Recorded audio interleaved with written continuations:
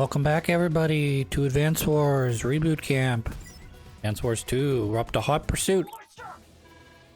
The enemy army. Yes, they've arrived.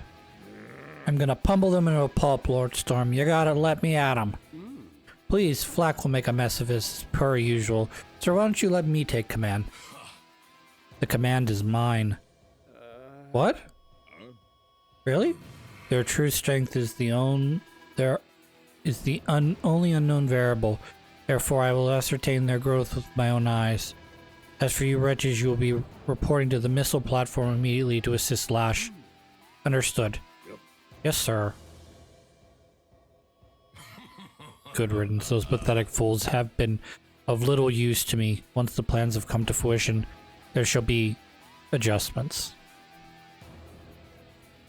Alright, we're gonna pick out 3 COs. I don't actually remember what this looks like. I have a guess of what it looks like. But I don't remember what it looks like, so... If I remember, because this mission depends, there's like one of 2 different missions. This is either gonna be the one, where I need to have grit in the center, or this is gonna be the one where I need to have combi in the center. So we're gonna choose combi first.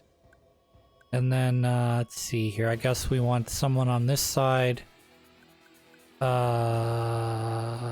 Like you. And then, we want to have someone on the other side like you. I'm guessing. We'll find out in a second.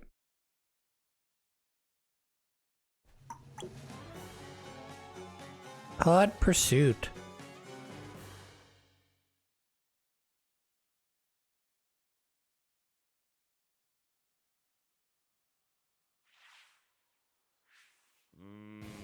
We finally made the Black Hole Citadel. Citadel? Well, I don't care what it's called. All I know is that the resources have been siphoned off from Orange Star ending up here. Intelligence have confirmed that as well. They may use an intricate pipe system that leads all the way here. After we capture this place, we could take back the money and they stole. I wouldn't be so sure, Andy. But why not? Just because it was all sent here doesn't mean it's still here. We suspect they might have moved it to another location. Where do you think they moved it? Well, we gotta assume they aren't gathering it for kicks. They had something big planned for a while here. More than likely, they already put our stuff into use where needed. Sound about right now? Yeah, exactly. As Grit says, the mission's about to deciphering the exact details of their scheme. Let's launch attack regardless. The longer we wait, the stronger their defenses become, and our target is the black cannons. Our objective is to destroy all 3 black cannons. Just the cannons? Are you sure about that, Sonya? We can eliminate those cannons. We'll quickly find out if there's anything here for them to protect. If there isn't, we'll likely flee. And if there's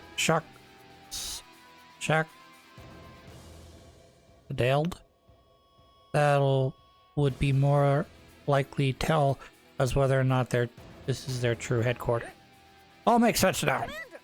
That's truly brilliant, Kamanya Sonya. Agree with the kid. Seems like a solid strategy. Any observations while we're at it? The proper consideration of a few points will increase our odds of victory significantly. You can see direct fire will be vital in this battle. Other vital elements will be sending COs best suited for the mission at hand and using decoys effectively against black cannons. That's all I have for now. You truly are becoming more like your mother each day. I'm so proud. Alright, everybody, let's advance. Alright, so what we want to do here is, like they said, kill these 3 black cannons. However, we are limited by the fact that there are some things up here, subs and cruisers and the sort. And, yeah. So let's see how this goes. I kind of picked the wrong CO. I wanted Grit in the center here instead of combi. I was thinking this is the other mission where I want combi in the center for defensive purposes, but nevertheless we'll continue along with this as if nothing's wrong.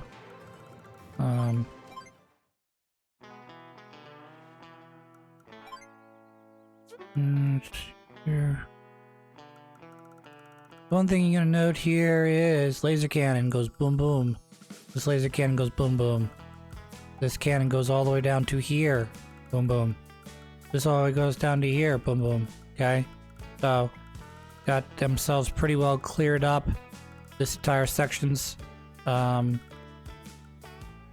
excuse me, covered. This section here is pretty well covered, so just have to deal with that.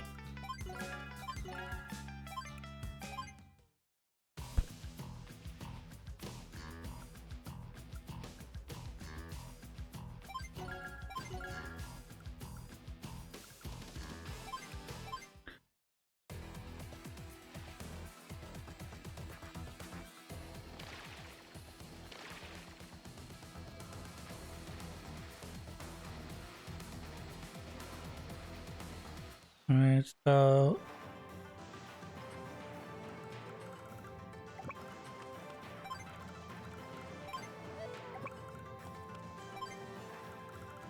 take a look at what we got over here. Cruiser, sub, battleship. Cruiser, sub, battleship.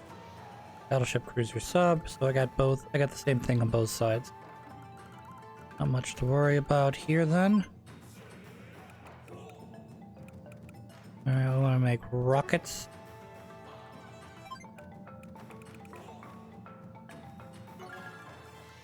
And of course more infantry.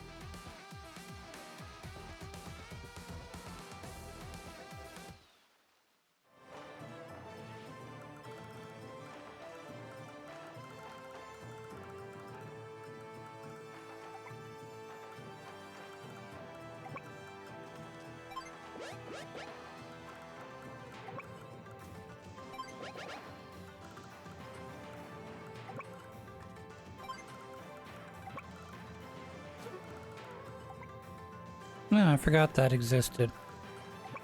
Oh, I'm an idiot. Oh well, have to deal with it.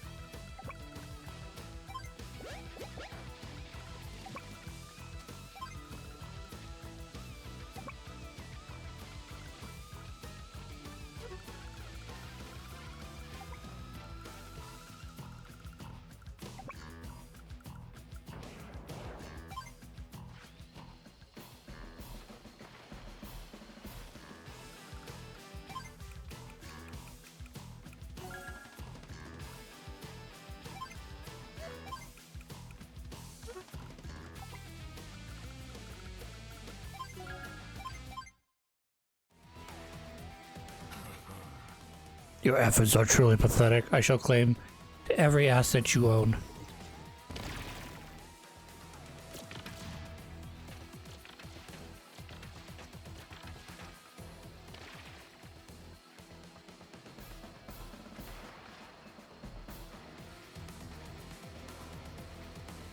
Definitely one of my more favorite games. That being said, I do have some criticisms about this game, or things that I think might make the game a little bit better. And very much on the top of that list is C units. For what they do, they're overpriced. They don't have very many, I mean, they're not really affected by land units other than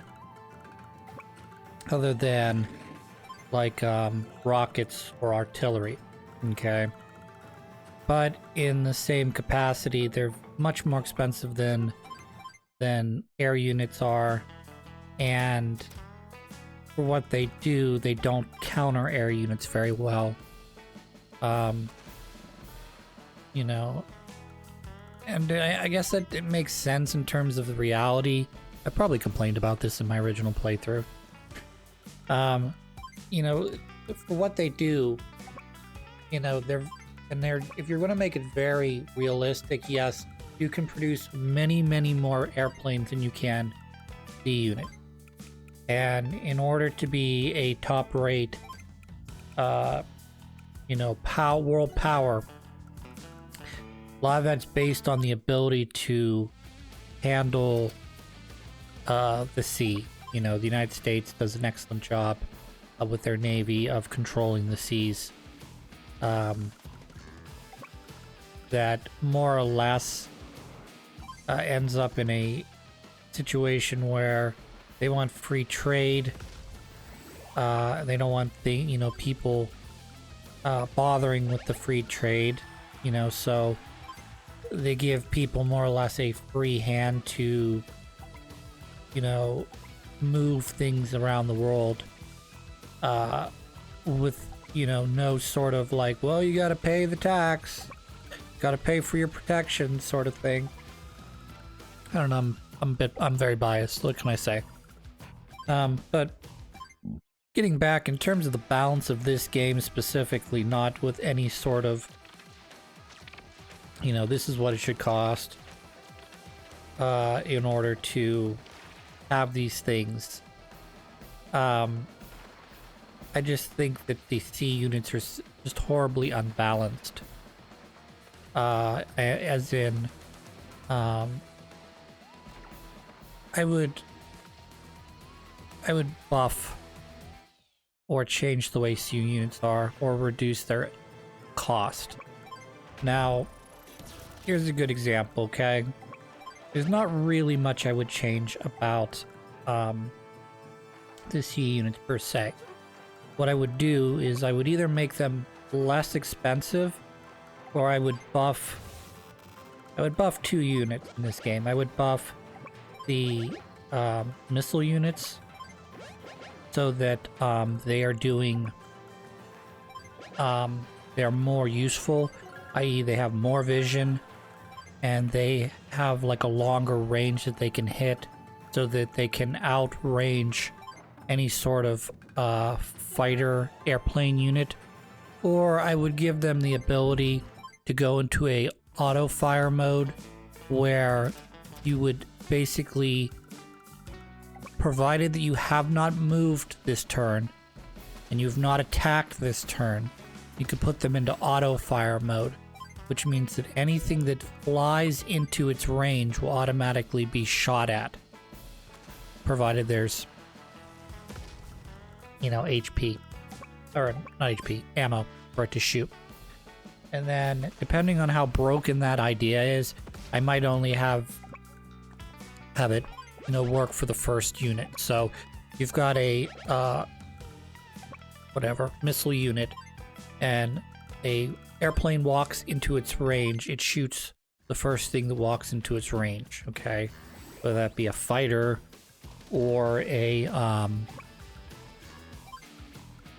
whatever.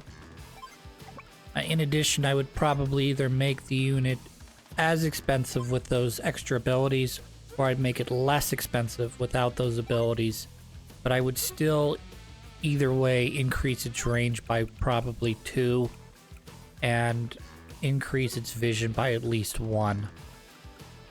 I know that probably makes them kind of broken, but I'm just sort of trying to think of a way to have an anti-air, like rocket type unit that isn't instantly defeated, because you have to mosey into its range, which means that it's more or less useless on a non-Fog of War mission or map.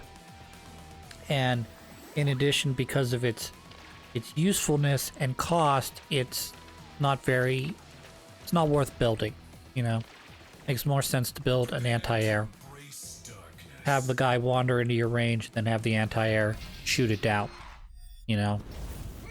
There's not really any reason to have a range unit unless that range unit can outrange the air unit. So, you know, the ability to say, well, a bomber can move 7 spaces. Well, the rocket or the missile unit has a range of attack of 7 or 8. You know what I mean? So that anything that is within its range or wanders into its range can be, you know, shot down, and it can still remain safe from the bomber. Okay? And then obviously you leave everything else alone, so it's not useful against ground units, it's not useful against sea units. And, you know, you can shoot it down pretty easily with any one of your, you know, ground units, or rain, you know, give it a better chance, opportunity. Or, you know, give it the ability to shoot not only air, but sea units as well. I think that would be kind of an interesting idea, you know, for improving missile units, so that,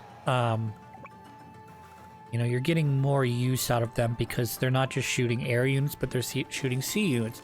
Do they work like rockets? No, because rockets work on sea units and land units. They don't work on air units, you see? So you balance it out in that regard.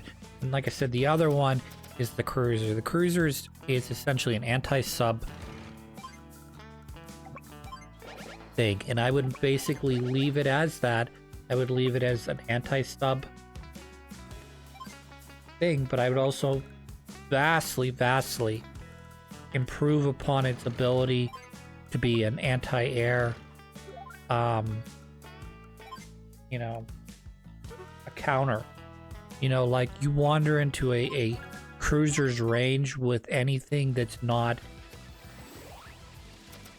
I mean, I want to say anything, but I mean, even a fighter jet, you know, it should be able to do, you know, 70, 80, 90% damage, depending on who your CO is, you know, what they're good at.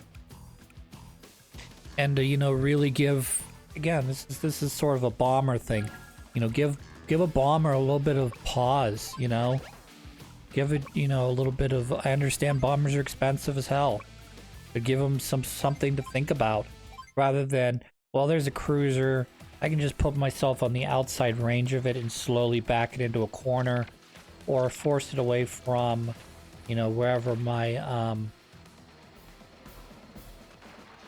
whatever, my submarine is. And I would add an additional sea unit as well. You know how you have copters and bombers and fighters in this game. I would add an additional, oh, and of course transport copters. I would add an additional unit in like a destroyer. Okay, and a destroyer would be sort of like your artillery, where it would have the ability to do some range attack. It would do it, but it could also damage, say, cruisers and battleships. But it doesn't do nearly as much damage as, say, a submarine versus a battleship, or a cruiser against a submarine. But it would have a bit weird abilities, I think. It would have the ability to do some range attack, which would, you know, so you could attack you could attack a submarine or a land unit that's within, say, 3 or 4 spaces, you know? Or this is where the original idea comes from. The rest of this is me just sort of spitballing. But to have a destroyer act as the ability to use sonar to help locate a dived submarine. So, like, you have a destroyer out, and the destroyer does minimal damage to a submarine. It does minimal damage to a cruiser, a battleship. It does maybe, I don't know, 3-5 damage. But it has the ability to not only hit from range, even if it's a small amount of range, but it also has the ability to detect, let's say, for, using vision, within its vision range, a submarine. So if its vision range is, say, I don't know, let's just say it's 4, okay? Which is, I think, a pretty decent vision range for you're looking for a submarine. But anything within a 4 spaces of wherever your destroyer currently is can view a submarine. You're not actually guessing where the submarine is. And at the same time, this allows for submarines to maybe gain an extra ability where they can dive and then move instead of move and then dive. Because you have a destroyer there essentially designed to counter this sneaking ability. And at the same time, it would have some utility, but it would sort of be like your tank, not really a rocket. It's not, a battleship. It's not a sub ship, It probably would not be able to take, it probably would not be able to target any sort of air unit. There'd be a sitting duck in that regard. But again, I'm talking about using all the pieces together. And the only problem that I really came up with when I was trying to think about this was,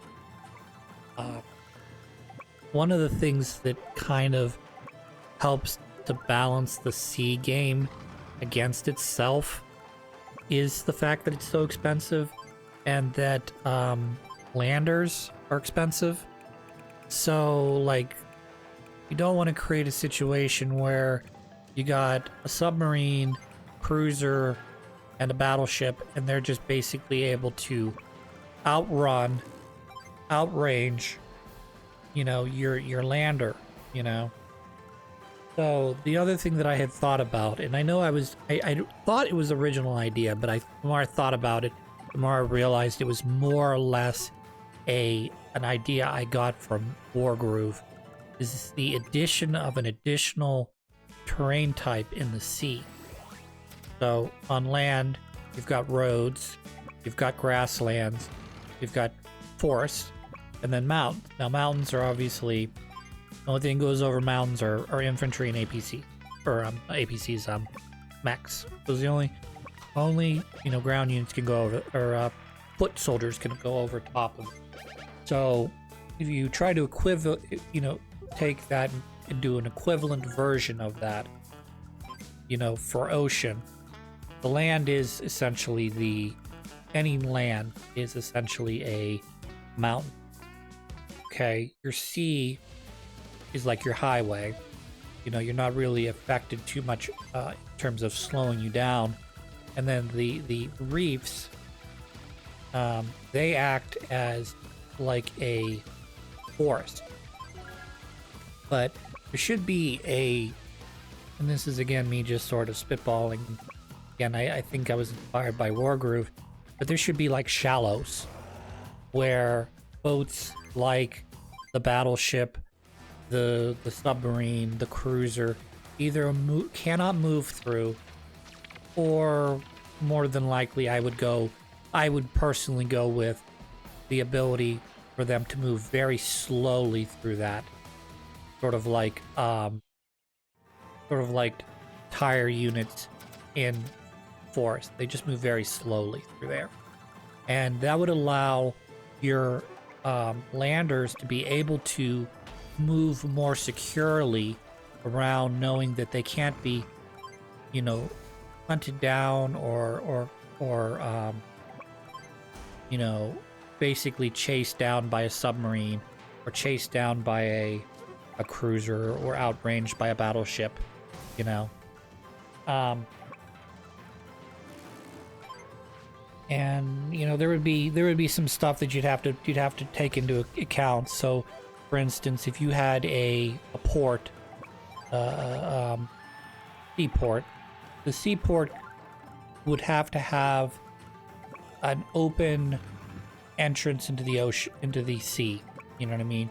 You couldn't have an inland sea slowing down your battleship or other units you're trying to get out.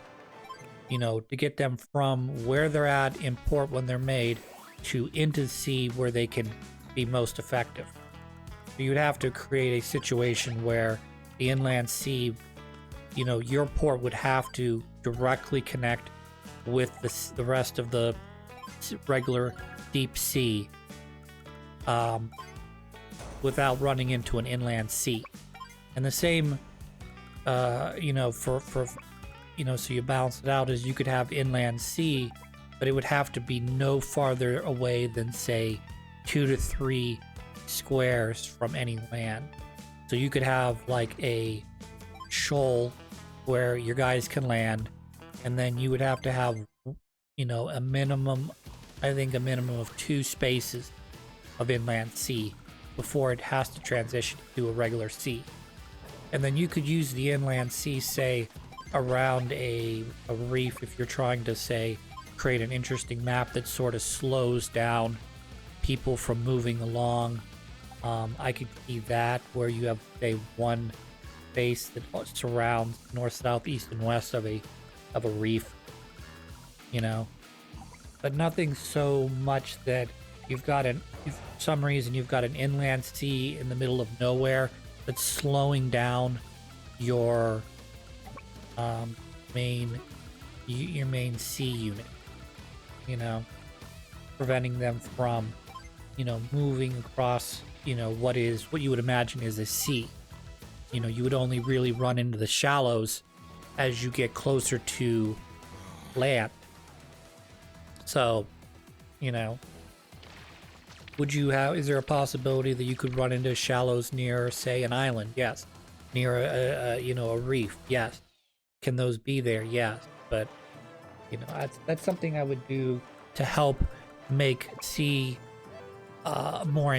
sea units more interesting.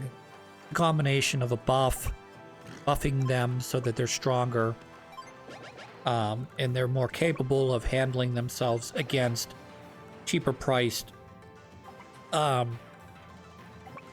units. You know, I'm not talking, and when I say all this stuff, I'm not talking about increasing their defense at all.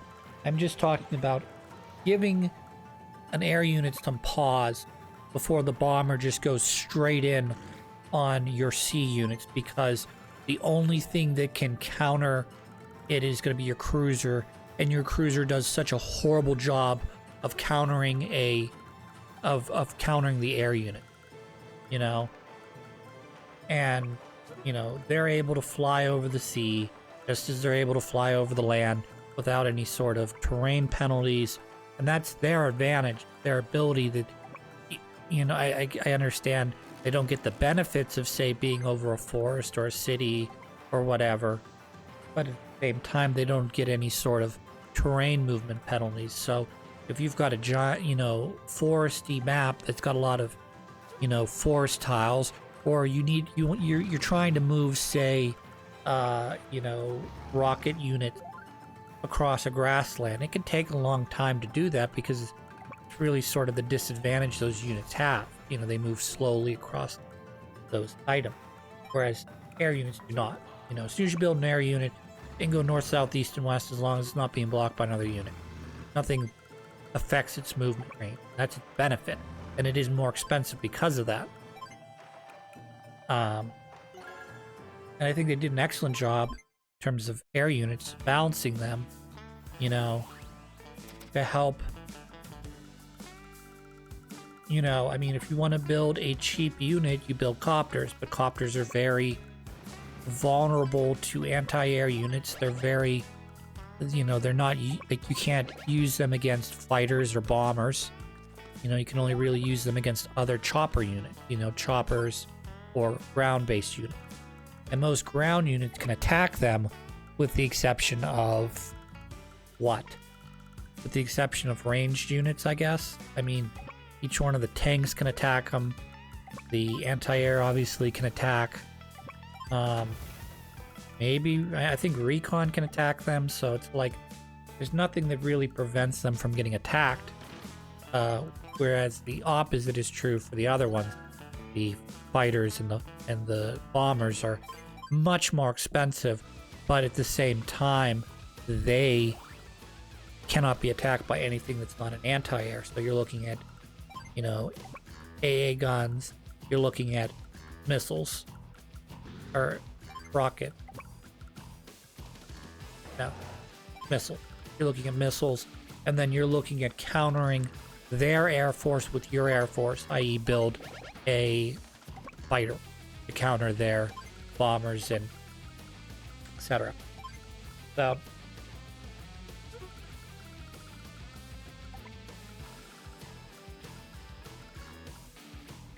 because normally in a you know, a normal match, you don't have black cannons outranging you and making you have to like build up your forces because, you know, you move your fucking bomber in the way and it's gonna take what? It's gonna take, to go from full life down to 1 life after just 2 hits from three black cannon, plus the lasers, everything else, whatever. But that's what I would do. You know, just sort of spice up the way C units work. I think it would be interesting in terms of if you're trying to talk about modernizing the game so it makes sense for the way armies are run. You know, obviously the battleships, I mean, no one builds battleships. No one builds battleships because, you know, smaller boats are able to outflank them, you know. They cost too much money, and they can generally be outflanked by, you know, outranged by a aircraft carrier carrying plane units, bombing, you know, fighter jets obviously have the ability to do surface-to-air missile or air-to-ground missiles. Obviously, you have your cruiser classes, you have your, you know, your cruiser destroyer classes that are designed to specifically be escort ships, or your capital ship, which is your aircraft carrier. But again, aircraft carriers are just they don't make sense. They do make sense in this game, but not, I mean, like, battleships are like super good because, I mean, I guess because you don't have aircraft carriers in the game. If you did, or if you had some sort of realistic threat to a capital ship, I guess that would make sense, where you would have to invest your what's it called, money in it. But if you create a battleship, then the battleship, which they did add, I believe starting in Dual Strike, they have battleships, or not battleships, aircraft carriers. But you can't land your fighters on it. You can't, bombers, obviously you wouldn't be able to land them on there because they're just too big. But, you know, fighter jets should be able to land on there. You can create your own units from the aircraft carrier, but, you know, I get a kind of like a big whatever out of that, because an aircraft carrier would have to be able to do everything. It'd have to have the ability to counter a submarine that's trying to come in and knock it out, but not obviously as efficiently as, say, a cruiser would. It would have to be like, say, and it would have to be ranged too. It'd have to be some sort of ranged anti-sub, or the ability to lay, say, like a, depth charge to help disrupt where the submarine is hiding. And then you'd have to have something to counter. You'd have to have something. I mean, obviously an aircraft carrier carries aircraft, so... But the ability to produce, you know, to dock those aircraft and have them come back out or whatever would have to be, you know, you'd have to be able to deploy, say, two or three airplanes at a time, and they'd have to be able to come back, and they'd have to be very useful against, you know, what they're designed to do, which would be, you know, defend the capital ship and to harass and intimidate land units, you know. Primarily control the seas, I guess. So, I don't know. Dual Strike had a... Dual Strike, it's not the fact that that cruiser or aircraft carriers are in Dual Strike that are the problem. It's just they're a much more expensive version of the battleship that ultimately you're not incentivized to use because they're absorbently expensive. You know, you can build other stuff that's more cost effective, and you're not as big of a sitting duck because of it. Like, you know, drawing a bright red target that can't take care of itself. And because the rest of the Navy is absorbently expensive in comparison to air units, you run into the same problem where, you know, you can't build a escort navy because the escort navy is too expensive to build. Then, say, a couple bombers, some fighters, helicopters, let alone your ground units, you know, your rockets, you know.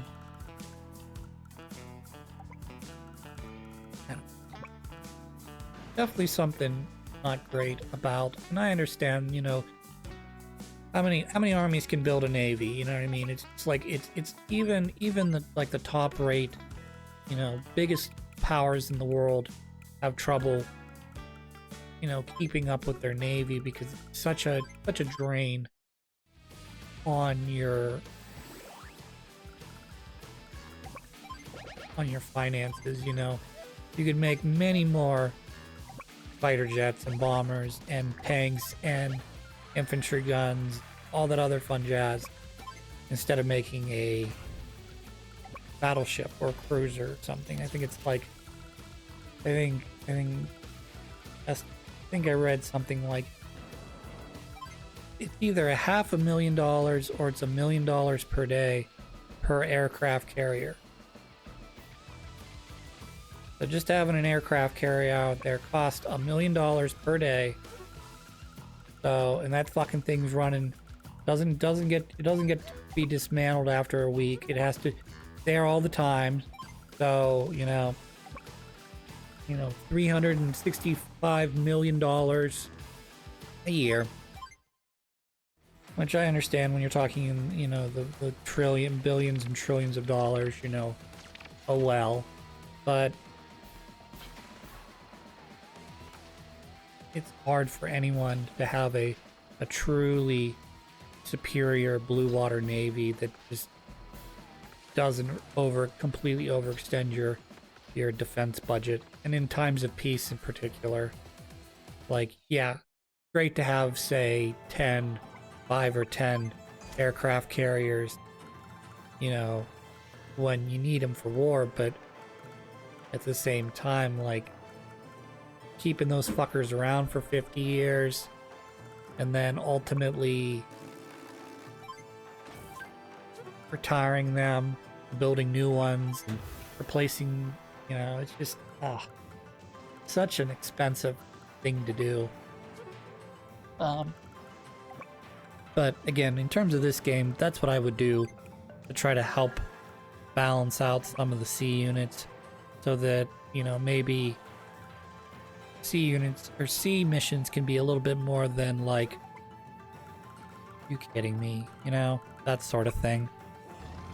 So like it doesn't always feel like, oh great, I'm gonna have to save up $1 billion so I can afford a lander, so I can move my guys across the sea. You know.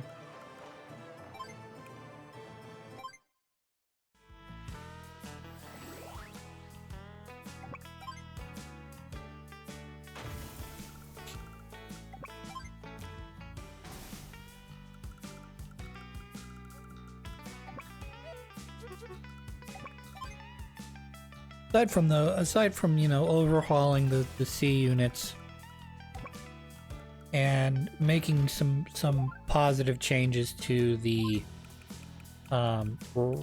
rocket or not rocket missile units. I mean that's the main things that I would change about this game. I think medium tanks make sense in terms of you know they're leaps and bounds stronger than a regular tank. And then, you know, they introduced heavy tanks in, I believe, Dual Strike, but heavy tanks are they're not great. I mean, they have one less movement than medium tanks. They're much more powerful than medium tanks, but the way to stop them is to just basically have it expend its ammunition against infantry units. Because for some reason, I don't know why,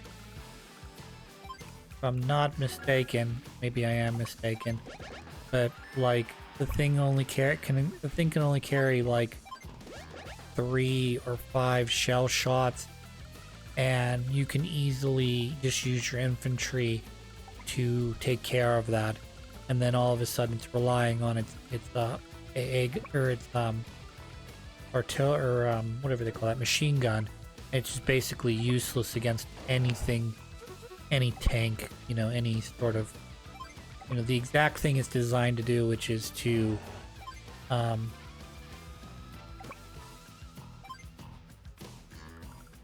you know, blow up any, you know, just be this walking nightmare. That's one of those sort of weird things about the Mega Tank is that it has to be usually accompanied by infantry to surround it so it doesn't get its main shells taken by low cost infantry. And in the same breath, you know, you probably gonna want to bring an APC as well with you, make sure that he's always refilled, you know, so that if it uses up its whatever 3 or 5 shells, that it's instantly restocked, you know, with more. So this mission is very much a I love talking about fighting games. This is very much a zoner nightmare. He's got me zoned out, and I have to find a way to get in, and once I get in, that'll be the end of this. But because it's so well defended by all 3 cannons, and essentially whatever your most expensive unit is, you're saying, okay, I'm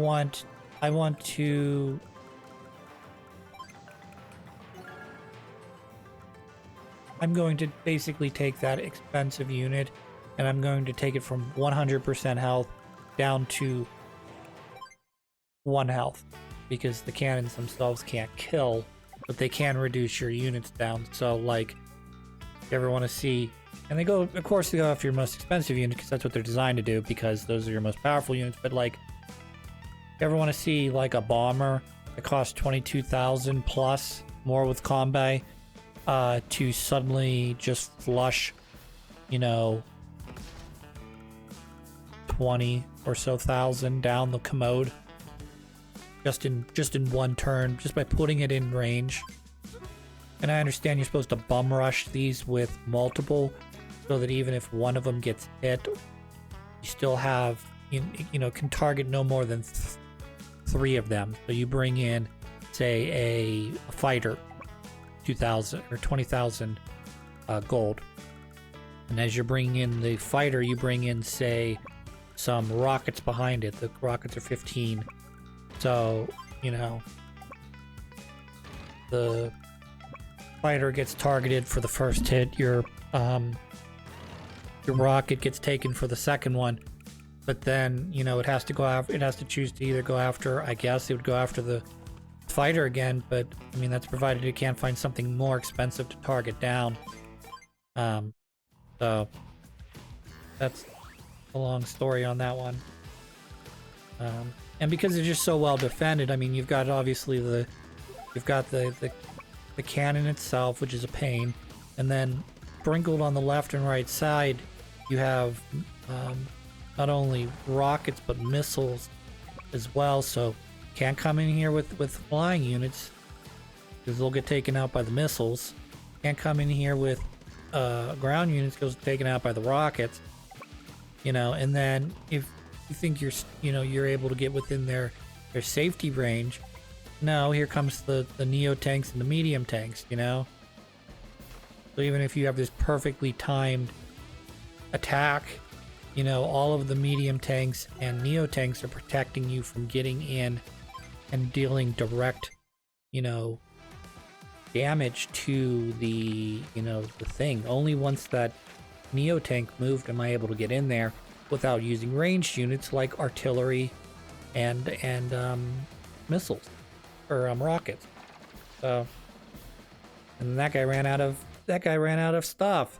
So he's no good to me now that he doesn't have any rockets. So I gotta build an APC. Make sure everyone's got enough stuff. Ay, ay,